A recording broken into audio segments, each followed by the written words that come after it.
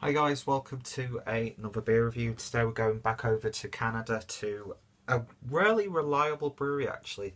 I've had very limited experience with Canadian beers, and this brewery, because they now are based here in Germany, I think in Berlin, I get to try a lot of their beers, and each one I've tried I've actually really enjoyed.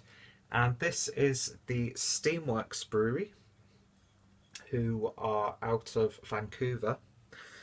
And this is the Heroica Red Ale, clocking in at 5.6% with an IBU count of 40. Malts are, hang on, let me put it there to the camera, Two Row, Cara 20, Cara 45, Munich and Chocolate, and then the hops are Cascade, Citra, Simcoe and Amarillo. And yeah, beautiful, beautiful artwork as always from the Steamworks Brewery. If you love your steampunk sort of aesthetic, then this is artwork for you. I love the use of typography as well, from the Steamworks logo all the way to the handwritten font on the bottle itself. So this is actually brewed in Canada and then imported through Steamworks Europe. So I'm not sure if they do actually brew beers here in Germany. I know they've done a collaboration recently with BRLO, who are also out of Berlin. An absolutely fantastic little German craft brewery who've got probably one of the most interesting looking tap rooms I've ever seen. Fantastic stuff. But yeah, Steamworks, like I was saying, I've had nothing but good beers from these guys, and yeah, I was very lucky enough to meet a couple of the people involved in the brewery at Birretta, which is where I bought this from. So red ales, it's a style that I should have experienced a lot more, but I'm not going to lie, I haven't really. So it'd be interesting to see what I can get from this one. But from what I've been reading, it's one of those award-winning beers, so we shall see. I won't be able to tell you which awards. I think it's won stuff from the Canadian Beer Awards, but I'm not sure what else it has. Yeah, I'll be putting as much information as I can down below, as always. So, beer in a glass, and yeah, that is a ruby red beer, what you expect. Got a nice amount of haze to it.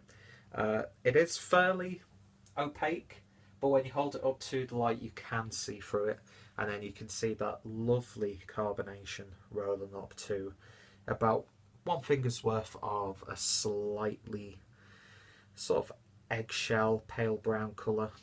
So yeah, it certainly looks the part. Let's give it a sniff. And you're definitely getting those hops straight away. That lovely mixture of that Cascade and Citra. Citra. It's lovely. It's got this slight zestiness, a little bit of lemoniness to it as well. You do get that slight Simcoe, that almost like cat litter sort of aroma there as well, but you are predominantly getting that citrusy vibe coming from that Citra.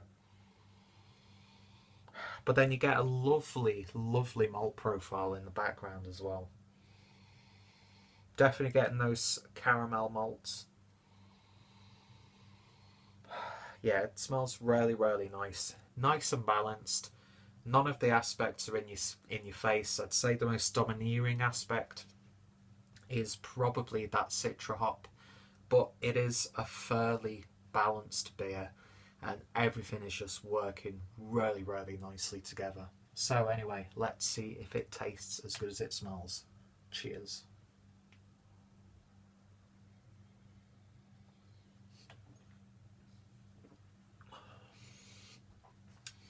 Oh yeah, that's really, really good. Nothing too exciting, nothing too intriguing or anything like that. Just a very, very solidly crafted and well-rounded red ale.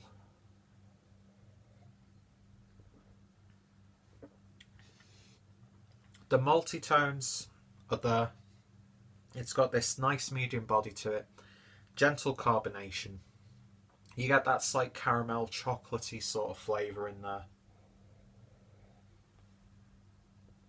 A little bit of nuttiness. And then those hops come in at just the right time and at just the right level.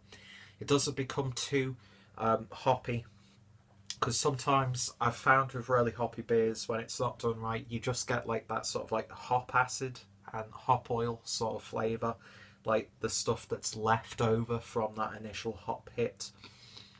But here you get this lovely, lovely citrusy character, which complements the malty aspect of it. And yeah, that's just a lovely, simple red ale. That's really all there is to it. Very easy drinking. Something that you could do a little bit of a session on. If you're looking for those hops, if you want an attack of those hops, not your beer. I mean, I don't think red ales are really supposed to be like that. It's not like an IPA or a pale ale or anything like that, which is good. But yeah, it's just got these lovely, slightly toasty tones to it. And like bread crust, that sort of stuff. Slight savoury edge in there. A little bit of pepperiness, especially on the back end, mixing with those hops. And yeah, it's just the subtlety of this beer. And that's the key to it. Yeah, it's not going to blow you away. It's not going to blow your mind. It's not going to change your perception of craft beer or anything like that. But it's a very dependable, very solidly crafted red ale. And yeah, fantastic stuff. So in terms of a rating, I'm going to give this one an 8 out of 10. Purely based on the fact that I've not had too many red ales. And yeah, that balance of hop and malt, absolutely fantastic. Just about to start preparing a chicken pie. It's going to go perfectly with that. It's going to go perfectly with those meaty dishes. Anything with like a little bit of gravy in there as well. But yeah, very versatile beer. And one beer that you could just, I mean, I've nearly finished it already. It's just so drinkable. And yeah, an 8 out of 10 from me. So if you've tried this one, as always, let me know your thoughts and opinions. If you've tried any of the Steamworks beers, then let me know which ones you've enjoyed and which ones you haven't, that sort of thing. Check out my Steamworks playlist down below. Got a few of the beers reviewed already. And yeah, if any of my friends here on YouTube have reviewed this beer, their reviews will be included in the description as always. Follow me on Untappd, follow me on Twitter and Instagram. Go check out the Clueless Drink Facebook page. And most importantly, I hope you'll join me next time for another beer review. So thank you guys later, and I shall hopefully see you later. What? That was a stupid